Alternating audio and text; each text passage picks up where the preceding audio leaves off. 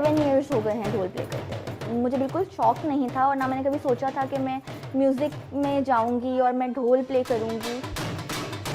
मेरे बहुत करीबी लोग, उनकी डेथ्स हो गई। वो जो पेन थी बेसिकली, उसको मैंने उस टाइम ढोल पे निकाला। ढोल लिया था जो कि मुझे बजाना नहीं आता था, बट जब मैं उसको पीटती थी तो मुझे बहुत अच्छा सा एक फील होता था। जब मुझे ये हुआ कि मैं इसको बाकायदा सीखती हूँ, ये मुझे आता नहीं है, तो मैंने जब टीचर्स को ढूंढा तो मुझे इसकी हिस्ट्री में ये पता चला कि भाई ये तो एक दरबार का साज है। बेसिकली दरबारों पे जाने का मकसद, ढोल बजाने का मकसद ये होता है कि आप प्रैक्टिस कर रहे हैं, क्योंकि इतना लाउड आपका इंस्ट्रूमेंट है कि आप रेजिडेंशियल एरिया में इसको प्ले कर ही नहीं सकते। जब मैं बिल्कुल स्टार्टिंग में प्ले करती थी दरगाहों पे, तो तब तो एक यूनिक सी चीज़ थी। लोग देखने के लिए आते थे कि वहाँ पर एक लड़की ढोल बजाती है। ढोली क्या होता है, लोगों को ये कॉन्सेप्ट का ही नहीं पता था। स्टार्टिंग से ही फैमिली में और फ्रेंड्स ने मुझे पॉजिटिव रिस्पांस नहीं दिया इतना ज़्यादा, तो मैंने इसको छुपा के किया था।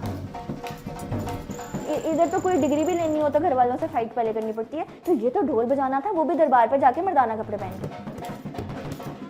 मेल डोमिनेटिक सोसाइटी में जब आप चले जाते हो तो वो आपको आपकी गलती निकालने की कोशिश कर रहे होते हैं, सर से पाँव तक, कि क्या बजा रहा है, ये कैसे बजा रहा है, नहीं सही नहीं बजा रहा है, यहाँ पे लय रह गई, यहाँ पे लफ्ज़ रह गया।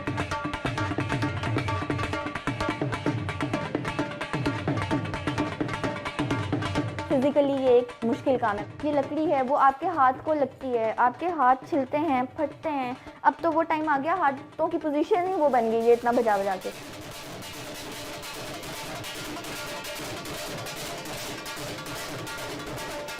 मैंने ढोल को चुना नहीं है, मुझे ऐसा लगता है कि ढोल ने मुझे चुना था। बड़े कहते हैं कि गल पे या टोल बजाना पैंदा है, तो शायद मुझे ऐसा लगता है मेरी लाइफ में यही हुआ है कि मैंने इसको गले में डाला है और फिर इसने कहा चलो भाई अब तो बजाऊंगा मैं, मुझे बजाओ।